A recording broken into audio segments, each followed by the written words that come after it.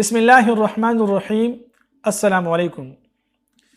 سلام یعنی السلام علیکم کہنا یہ اسلام کا شعار ہے، اللہ کے قریب کرنے والا ہے، آپس میں محبت پیدا کرنے والا ہے، نفرتوں کدورتوں اور عداوتوں کو مٹانے والا ہے۔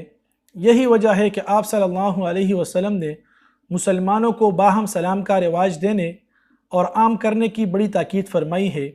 حدیث شریف کا مفہوم ہے، آپ صلی اللہ علیہ وسلم نے فرمایا کہ میں تمہیں ایسی چیز بتاتا ہوں، اگر تم لوگ اس پر عمل کر لو تو تمہارے آپس میں محبت قائم ہو جائے گی، اور وہ یہ ہے کہ سلام کو آپس میں عام کرو، ہر مسلمان کے لیے خواہ جان پہچان ہو یا نہ ہو سلام کرو۔ تو یہ سلام کی جو سنت ہے اس کو عام کرنا چاہیے، اس سنت کو اپنانا چاہیے تاکہ معاشرے میں امن و امان اور محبت کی فضا قائم ہو۔